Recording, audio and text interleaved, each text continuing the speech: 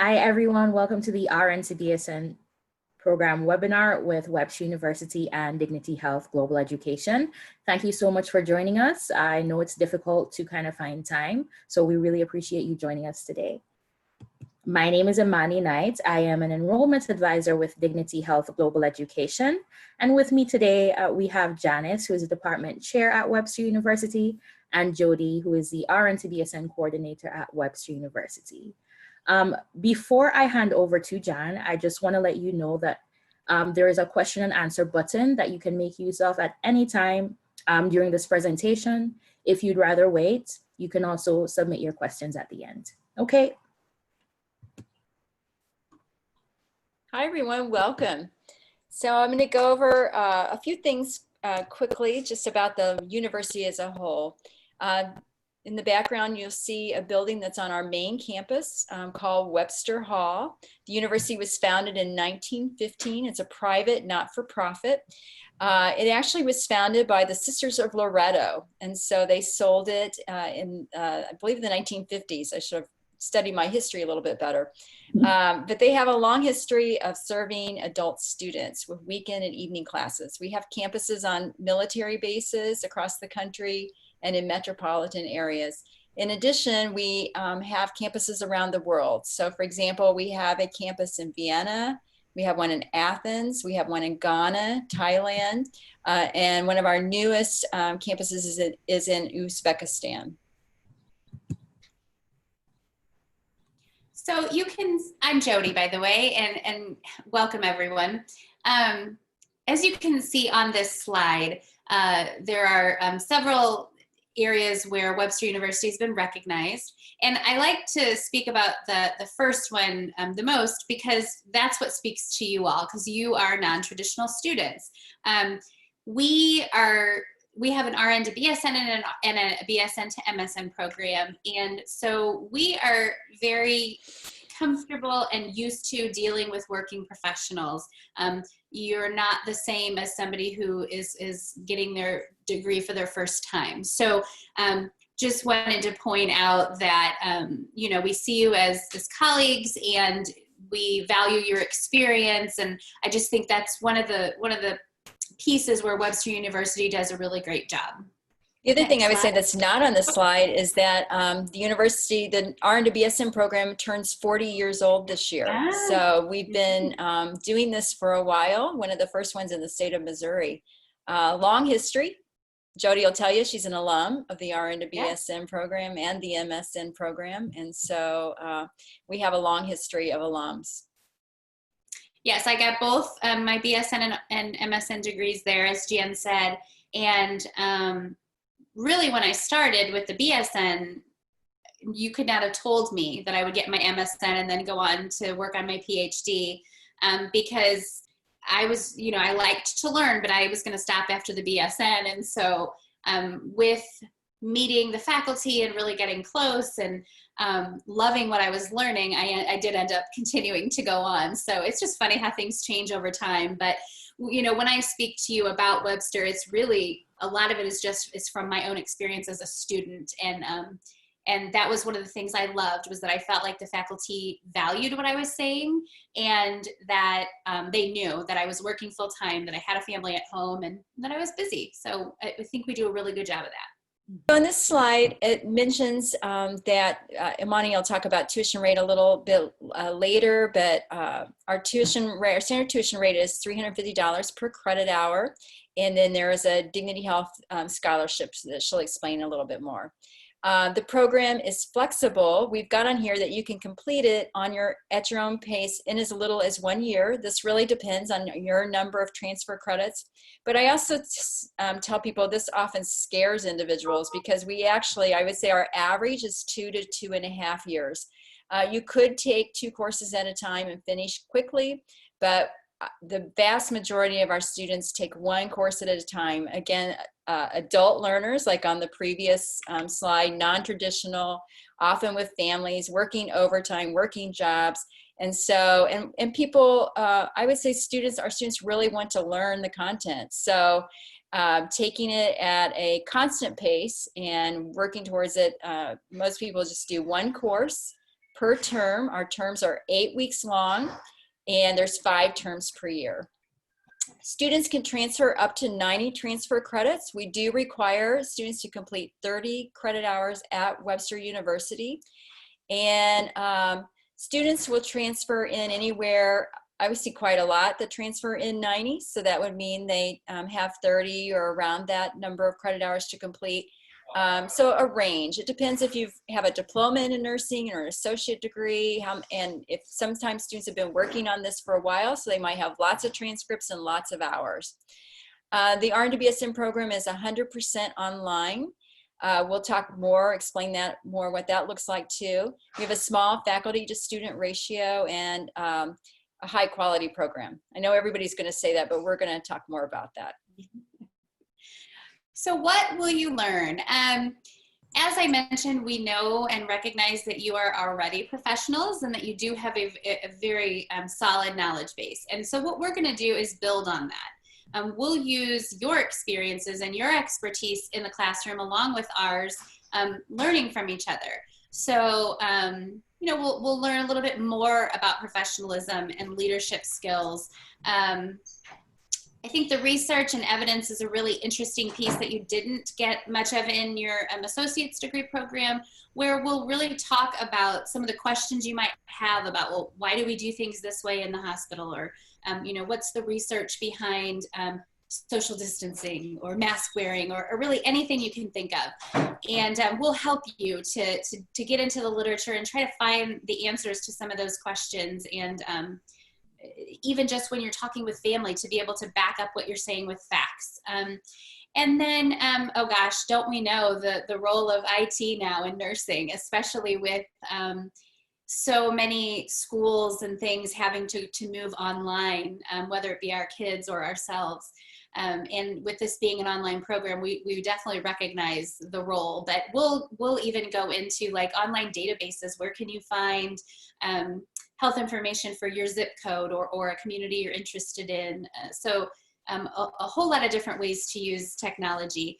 And then understanding the impact of health policy, finance, social, political, and regulatory processes on the healthcare system. We will dive into all of those areas in different courses, and again, try to build on your knowledge and add to what you know. And before we go to the next slide, I just like to point out on this slide, sometimes I will have students say, hey, why do I have to take a class in policy? I have no interest in that, or, you know, any one of these things. And so part of that is because every accredited nursing program follows the baccalaureate essentials that come from our national accrediting body. And so they put out a curriculum that content that every RN to BSN, every bachelor's in nursing program has to follow. So we might package the content differently. So Webster has a leadership course. Another program may have a leadership and policy course. So schools might combine the content differently and approach it differently, and with different, take different approaches to it, but that's why we've got this on here. So it's not just Jody and I sitting around and going, hey, I think they really should take a policy class. Let's add that to our curriculum.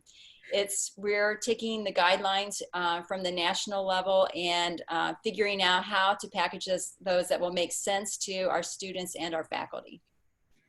With that, Jan, we have our first question. Sure.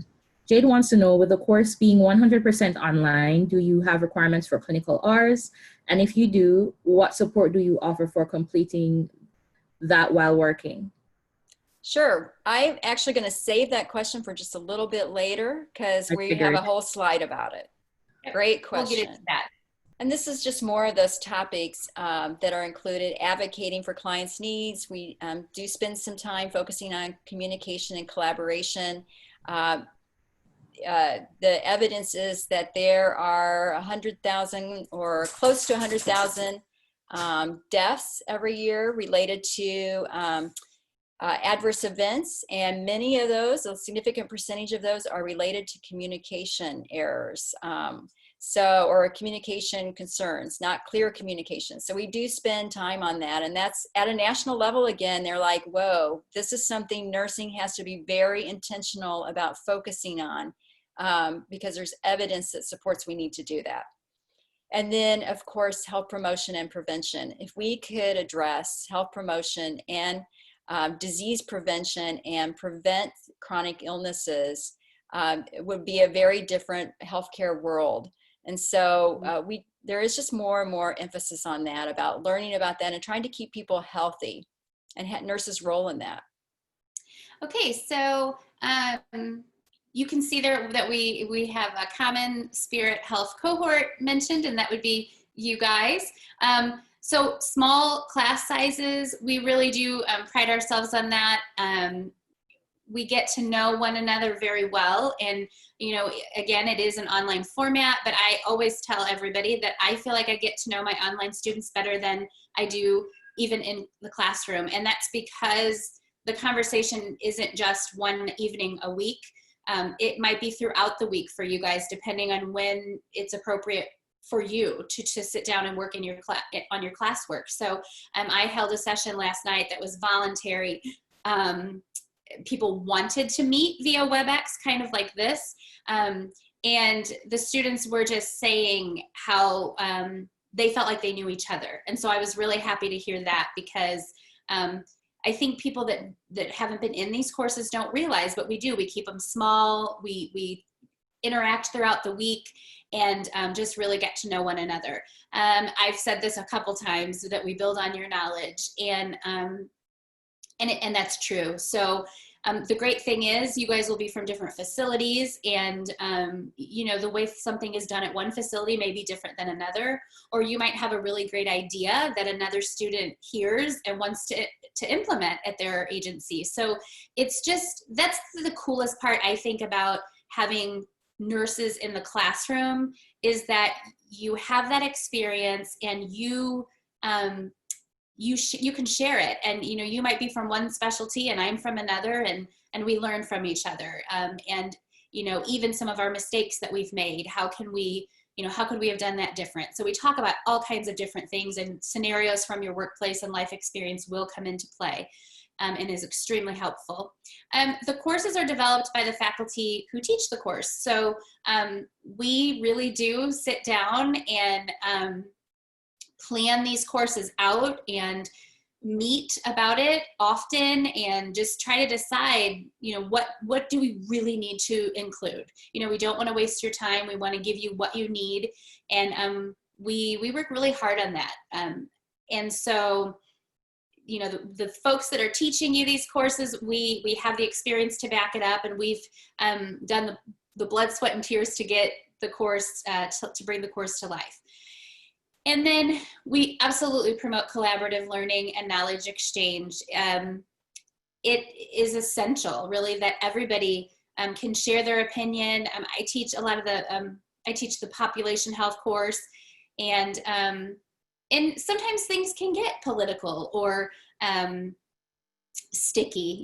We don't always agree. We're all different. We come from different life experiences, as we've said, and that's valuable, because we can say, but from my perspective, here's why I feel this way, and then you explain why you feel that way. And it's a really rich learning environment, where I'm not there to like spoon feed you. I want you to tell me, why do you think that? Let's dig into it together. So I find that I learn, and I think Jan agrees, I learn as much from you all as you will learn from me. So we have a few slides that talk about this, but I'll start with this one. So I mentioned that we require a minimum of 120 credit hours. And so I'm going to tell you how that all adds up. So 27 of those credit hours are in our nursing program. Those are the upper division nursing coursework. And then we have 3 credit hours as a global Keystone seminar. So every student graduating with a bachelor's degree from Webster University takes a global Keystone seminar. And I sort of explain it as if you were going to a religious school, you would probably have a course related to that. So some sort of seminar related to the school's mission. And so Webster's mission is global awareness, global citizenship, global health. And so we take a topic in this course and focus on it through the semester. And it can be very exciting because, as I mentioned, we've got those students around the world, the various campuses, and sometimes they are able to join in and participate in a class. So let me give you an example of a topic. So there would be an entire course. You get to pick which topic you want, but an entire course on global health. So you can imagine how that would be something we could talk about. There's an entire course on water. So some students take that. So some communities don't have enough water. Some communities have too much water. Some communities have polluted water or infectious diseases in their water. And so just being able to approach water about what do we know about it globally and how does that impact the health and environment. So students will take that. You will have 26 credit hours designated to the Global Citizenship Program, and we have another slide that talks about these, but most of you will transfer in all or most of these credit hours. These are things like English, psychology, sociology, and your sciences. In addition, you will transfer in 32 credit hours representing your lower division nursing credit. And then often you've got an additional close to 32 credit hours of electives. Again, it depends on if you have a diploma degree or an associate degree, how many years you've been working on this, if you have other degrees. So the 32 credit hours, we will do a review of your transcripts and give you an idea about how many of those you'll transfer in.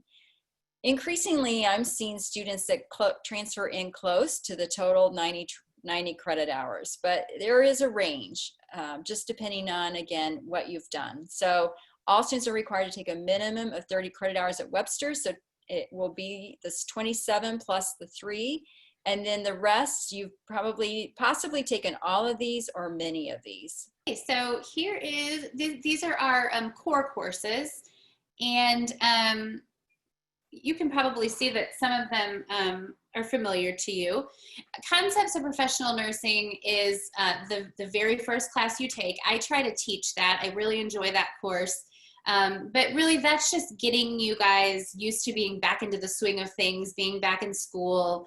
There's a really great module that introduces you to the Webster University library, which you will have access to, how to search for articles and use our librarians and our writing center. So it goes over just those provides the basic foundation that you need to get back into school. And we do it nice and slow, week to week, to get you back in the swing of things. Health assessment, that's the one that that's the course I sometimes hear students say, I already assess patients every single day. And you do, you absolutely do. And this gets a little bit deeper into the assessment, but it also forces you, if you're a cardiac nurse, to remember how to do an assessment, a neuro assessment, or how to assess a child if you're used to only assessing adults. So it makes you look just at all areas of assessment. We are using a simulated assessment for this class. So I promise you it builds on what you already know, and we won't go over like how to wash your hands and how to introduce yourself. You guys know all that. We'll dive into the deeper aspects of assessment. I'm not going to go through each course because it'll take us forever, but you can see evidence-based practice, and again, that's where we'll talk about really looking for factual information in the literature. Leadership, collaboration, communication, population health, of course, my very favorite. So in that one, we'll look at epidemiology, which you guys are probably so sick of hearing about right now in the middle of this pandemic, and health inequities, things like that. And then policy, how do we fix these issues? We fix them through policy change. And so you'll learn about that. The capstone portfolio, the name sounds kind of intimidating, but really you're just taking assignments from each course and putting them together to create a portfolio. And you'll have guidance on that from Jan or myself along the way. And then the Keystone Seminar is the one that Jan just described, where you can choose according to what topic area you are interested in. I would also add, related to this slide, I often tell a story about when I went back to school for my last degree. when I went, I thought, oh my gosh, I'm going to be the oldest student. I'm not going to know how to use my computer. I'm not going to be able to find something at the library. APA formatting, that's kind of sounds familiar, but I don't really remember what that is. And so we've been very intentional about addressing that in Nurse 3010 with the concepts of professional nursing. What I found when I went to school, I sat down on the first day and I was like, oh my gosh, everybody is exactly like me. Like we all had those same concerns. And so we've been intentional about building the course to really address those and ease into it and get everybody up to speed on technology. And as Jody mentioned, she often teaches this first course, and she's open to phone calls, walking people step by step through things. Our online learning center does have an orientation that will walk you through a course and how it's laid out and everything. But in addition, the faculty are really available by email and phone to take your questions. Yeah, I mean, I think we all agree that we don't want you to feel like you're in this alone. So we are very accessible to you. And that first course, I want you'll get that impression, and then you'll move forward not being afraid to reach out to ask questions, because everybody has the questions you have, I promise you. And so if you're somebody who has been away from technology for a while, that's fine. And that may be, you may feel more comfortable. Hey, Jody, can we meet for a Zoom? Can I text you on a Saturday? Can I call you at night? And yes, yes, yes. So we will figure it all out together. So this is relating to those hours that we talked about, the GCP, the required hours. And so most students transfer in all or many of these requirements. So an English course, psychology, sociology, physical and natural world is like your chemistry, your microbiology, anatomy, and physiology. Typically, nursing students have way more than 8 credit hours of that content. Quantitative literacy is statistics or college algebra. Humanities is a history course, or maybe anthropology. There's several different courses that will count for this requirement.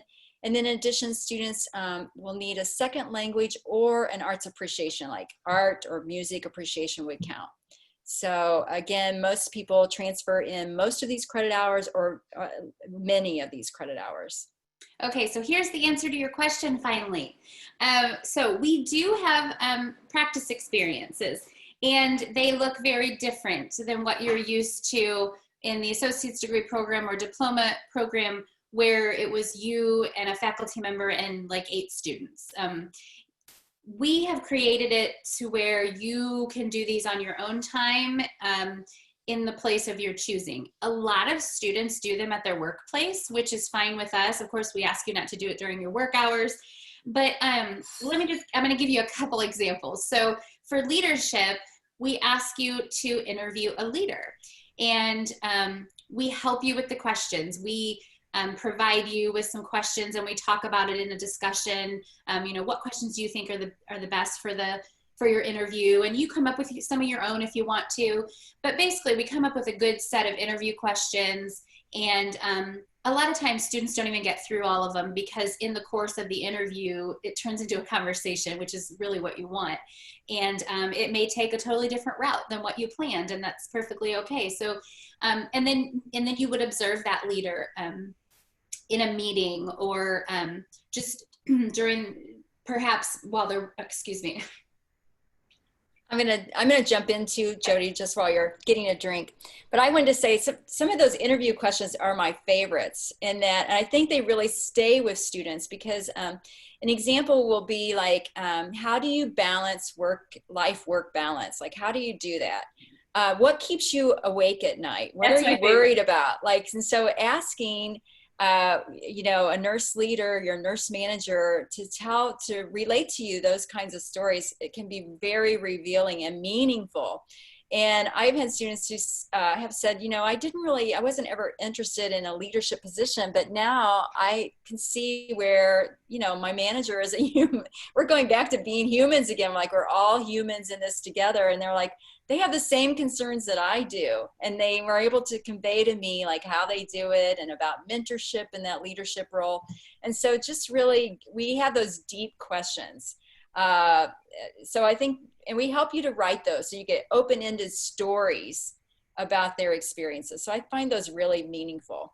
Yeah, and I'm glad you brought up the specific questions, because the one about what keeps you up at night, because I think sometimes I think, oh my gosh, am I the only one that thinks about stuff at 2 in the morning? I'm not. So it is really interesting, and that really tells you something about sort of the person as well. So what Jan said is so true. I think a lot of times students find out that their mentor or their manager is really worried about things that it may not appear that they're worried about, so that they are concerned about the patients and what's going on the floor. So it's usually a really interesting interview. And then, one other one will be population health, where so you do a windshield survey, which means that you drive through a community. You might pick a certain zip code or a municipality that you're concerned about or just want to know more about, and you'll drive through and just take a look through the windshield. And again, you'll have something guiding you to do that. Look for access to healthcare, look for graffiti, look for nice homes, look for homes that look like they need some work. And we'll also have you look into databases to see, if I put in this zip code, what does it look like? Are they relatively healthy? If they're not, why? Do they live in a food desert? So again, that's something you'll do on your own time when it's convenient for you. And so that's just true for all of these. You're going to be doing them. There'll be a due date, maybe week 4, you have to have something submitted. But in between those 4 weeks, you're doing it when it's good, when it works for you. So this slide and the next few slides talk about the faculty, but we represent a variety of healthcare backgrounds, and we expose students to diverse perspectives. But I also, Jody mentioned earlier, we count on you to bring your diverse perspectives to the classroom. We're really open to hearing what students have to say, and you have expertise. Many of you in the areas that you're working in, you have expertise in that area that you can bring to the classroom. So my area of interest is geriatrics and the Alzheimer's patient, but we have students that are in the neonatal intensive care unit or the bone marrow transplant unit.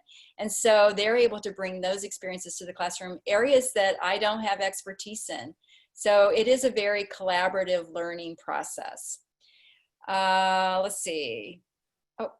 And these are just slides about us. Jody and I Here are both. we are. Oh, yep. That was before quarantine, before I ate a little bit, and I was a little bit lazy, okay? Don't judge. But I probably should change the picture. But yeah, you can see there's our specialty areas. And public health is my all-time love, but I worked in cardiac for many years and mother baby as well. Jan, as she just told you, geriatrics is her love, but also worked in acute care, outpatient surgery, home care, and Jan is like a really good researcher, so that's helpful for all of us. Thanks, Jody. Other faculty include Jenny Broder and Mary Ann Drake. Jenny was a clinical nurse specialist at Children's Hospital and in the neonatal intensive care unit. And she's been teaching at Webster for over 25 years, so brings lots of expertise. And right along with her is Dr. Mary Ann Drake, who is passionate about public health nursing and working with vulnerable groups. She has worked with migrant farm workers in Texas, the homeless. She started here in St. Louis. Webster University, we go once a month to a homeless meal site for the homeless and prepare a meal. And so Mary Ann's been heading that up for many years, and now Jody's facilitating that with her. And she's also, the last few years, has been going to Texas and taking some of our RN to BSN students to work at the border with some of the associations down there to address recent migrant arrivals and all of the challenges that are going on in those communities. She's an active member of the Association of Community Health Nurse Educators, serving in lots of leadership roles, and loves to teach in the RN to BSN policy course. She's passionate about policy. Yes, she is. Okay, I know we're running out of time. Emani, I'm coming. Okay, so Sue, Dr. McFarland, she is all things leader. So a really wonderful leader, and that is her background. And she has so much to offer in that area. Dorcas her specialty is behavioral health, and she's like the most calming, soothing, mindfulness person you'll ever meet. So hopefully you'll get to have Dorcas for a class or two. She gets to practice on the faculty a lot. Yes. Keeping us like calm, and it's very calming. Oh, Tessa. So Tessa is in one of my classes right now, and is fabulous student, but you can see her thoughts on the program. Jody, I'll actually ask you to help me with this a little bit, but we mentioned the average, on average, students complete the program in 2 to 2.5 years. Students can go faster, they can go slower, and again, it depends on how many credit hours you're transferring in, so that's a factor. And we also know sometimes students have to sit out a term, life happens. And so there's flexibility at being able to do that. Our next start date is August 24th, and we're asking individuals to apply by July 20th. And our program is accredited by the Accreditation Commission for Education and Nursing, ACEN. So Jody, this may be on a later slide, but I was just going to ask you to talk just real quickly about asynchronous learning and the online program. Yes, good point. And also I wanted to point out, as Jan did, the 2 to 2.5 years, I took one course at a time for the BSN and MSN program, and that's all I could do. Like, I think I wanted to do more, I wanted to get done faster, but it was just, I didn't want it to be, if it was gonna decrease my quality of life too much, I didn't want to do it. So one course at a time was perfect for me, but you will figure out what works for you. Okay, so synchronous and asynchronous. Our program is asynchronous. So you do not have to meet at a certain time for a certain number of hours ever. It is all on your own time. Typically, you have due dates, like we might ask you to answer a discussion question by Thursday at midnight, and then respond to some of your peers by Sunday at midnight. But other than that, you should be able to do this at 2 in the morning if you want to. It doesn't matter. So that, I think, helps with the flexibility and with you being professionals. Okay, so as Jan mentioned previously, the program cost is $350 per credit hour. However, your price is $297.50 per credit, and that includes a 15% scholarship for CommonSpirit Health employees. And an annual tuition example is if you take 4 courses, that's $3,570, so it's not super expensive. Students may purchase textbooks from Webster University's bookstore or a bookseller of your choice, whatever works for you. There are additional fees. There's a $50 program fee attached to the Nurse 3010 program, a $100 university graduation fee, and approximately $100 for the virtual program Shadow Health, which is used for the health assessment course. I'll just add to this a funny story in that our health assessment course, we're moving it to where you'll be doing the assessment on like an avatar. And part of it was hard for students to find a volunteer, a family member to do their health assessment. We had a lot of spouses and children and parents who would agree to do it. And, but it was challenging to ask somebody to do that. And we would have them wear their clothes, so nobody was, taking off their clothes or anything like that. But we were at a face-to-face meeting, and this one gentleman came up and he said to Jody, "I think you've seen me in my t-shirt," and so we were like, oh my gosh, we really ought to look at doing this differently. It was at a graduation ceremony. And I said, "You look so familiar." And he was like, "Yeah, you saw my belly?" Because she must have raised, I don't know, but it was so funny. I was like, oh my gosh, yes. So that was when we decided, this is weird. Is this my slide? I lost track. I don't even know. I don't know anymore. This might be mine. So you will provide your transcripts, proof of your licensure, and a resume. And you can read most of this, but we do want a GPA of 2.5 on a 4.0 scale. And I would just say, Oh, go ahead.